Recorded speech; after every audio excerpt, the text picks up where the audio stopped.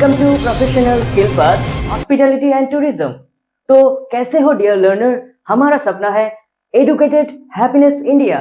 Dear learner, हमारा जो सपना है एडुकेटेड हैप्पीनेस इंडिया, उसी हमारी सपना को आप ही लोग साकार कर सकते हो। वो है अपना कीमती वक्त देके, अपना दोस्तों को शेयर करके और इस वीडियो को लाइक करके, सब्सक्राइब करके और व्यू को कंप्लीट करके। क्योंकि हमारा सपना तभी साकार हो सकता है जब आप लोग अपना सपना मान के वीडियो को देखोगे, अपना एजुकेशन को इंप्रूव करोगे, अपना पर्सनालिटी को इंप्रूव करोगे, अपना स्किल मैनेजमेंट को इंप्रूव करोगे, इसी इंडिया को हैप्पीनेस बनाने के लिए। Dear learner, greetings for the day.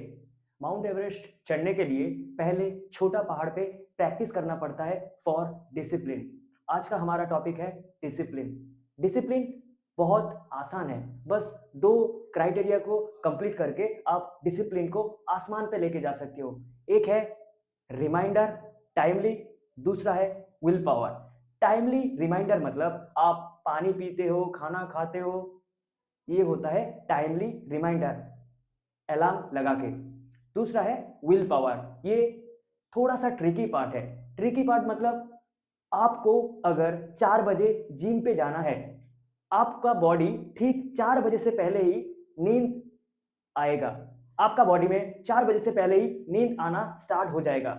आपका बॉडी को, आपका माइंड को विल पावर के साथ फोर्स करना है कि जिम के लिए। How to improve discipline?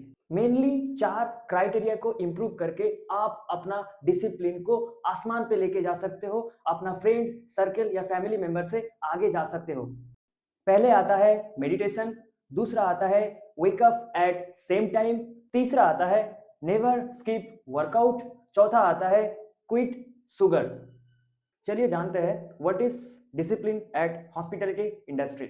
The hotel industry discipline refer to punctuality, rules regulation conducted by guests for maintaining good work life and good work process at hospitality industry और hotel. चलिए जानते हैं की improvement area of discipline.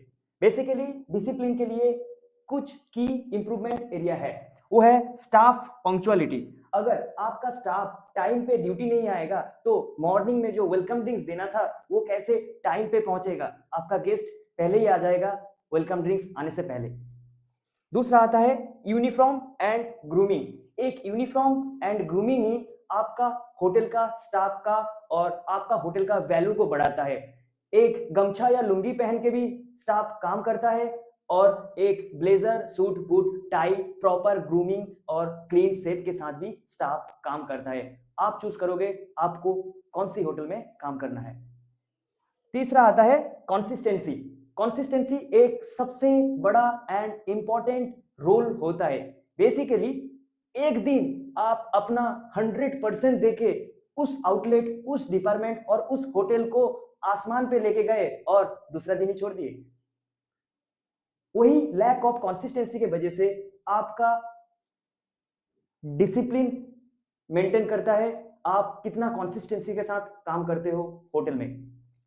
Quality control. Quality control means हर एक hotel में, हर एक restaurant में, हर एक फूड का एक स्टैंडर्ड क्वालिटी मेंटेन रहता है। स्टैंडर्ड क्वालिटी हर दिन मेंटेन करना इज ग्रेट जॉब, बट कभी कभी जल्दबाजी में या बिजी शेड्यूल में हम उसी फूड और बेवरेज का क्वालिटी को रिड्यूस कर देते हैं हमारे जाने अनजाने में।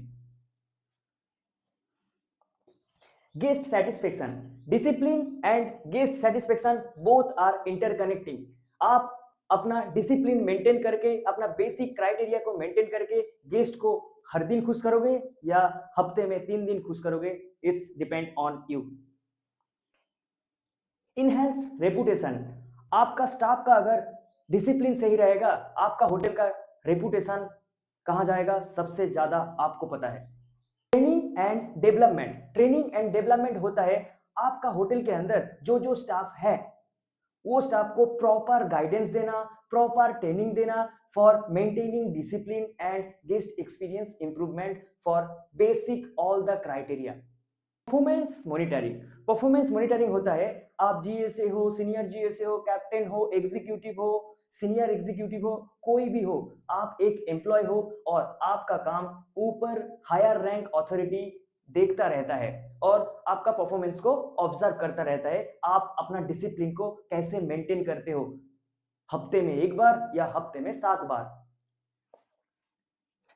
Recognition and reward. Recognition and reward होता है जो आप डिसिप्लिन मेंटेन किए हो, उसी डिसिप्लिन को end of the month as a award, as a certificate देना। For example, employee of the month, guest voice of the month, guest champ of the month, helping hand staff of the month.